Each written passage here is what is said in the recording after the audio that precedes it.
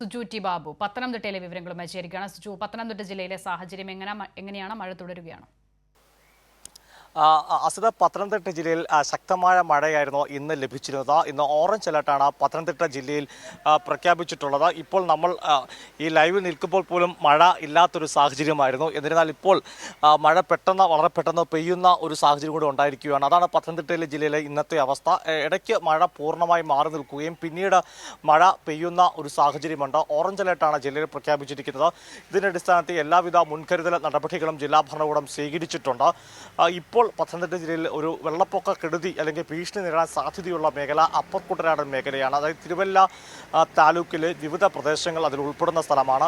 ഇതിൽ ഇപ്പോൾ നിലവിൽ തിരുവല്ലയിൽ വേങ്ങൽ എന്ന് പറയുന്ന സ്ഥലത്തും അതുപോലെ നിരണം, ഈ രണ്ട് സ്ഥലങ്ങളാണ് ഏതാനും ചില വീടുകളിൽ വെള്ളം കയറിയിട്ടുള്ളത്. ഒരു പക്ഷേ തൊട്ടു മുമ്പ് സുരേഖ സൂചിപ്പിച്ച പോലെ കാലവർഷം കനക്കുകയാണെങ്കിൽ 24 മണിക്കൂറിനുള്ളിൽ കാലവർഷം എത്തുമെന്നാണ് കേന്ദ്ര കാലാവസ്ഥാ വകുപ്പിന്റെ പ്രവചനം അല്ലെങ്കിൽ മുന്നറിയിപ്പുള്ളത്. അത്തരത്തിലാണെങ്കിൽ ഈ മഴ ശക്തി പ്രാപിച്ചാൽ ഈ പറഞ്ഞ മേഖല അപ്പർ കുട്ടനാടൻ മേഖലയിലെ ജനജീവിതം ദുരിതാവസ്ഥയിലേക്ക് കടക്കുന്ന ഒരു സാഹചര്യം കൂടി ഉണ്ടാകുമെന്ന് പറയേണ്ടതുണ്ട്. എന്തായാലും ഈ പറഞ്ഞ പ്രദേശങ്ങളിൽ മാത്രമല്ല, ജില്ലയുടെ മലയോര മേഖലയിലൊക്കെ തന്നെ കനത്ത ജാഗ്രതാ നിർദ്ദേശവും കൃത്യമായ മുന്നൊരുക്കങ്ങളും ഇതിനോടകം തന്നെ നടത്തിയിട്ടുണ്ട്.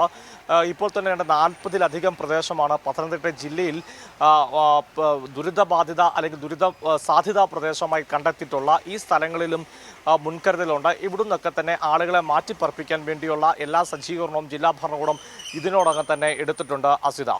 ശരി, സുജു ടി ബാബുവാണ് പത്തനംതിട്ട ജില്ലയിലെ വിവരങ്ങൾ നൽകുന്നത്. സംസ്ഥാനത്ത് പൊതുവിൽ എല്ലായിടത്തും പരക്കെ മഴ ലഭിക്കുന്ന സാഹചര്യമാണ് നിലവിലുള്ളത്.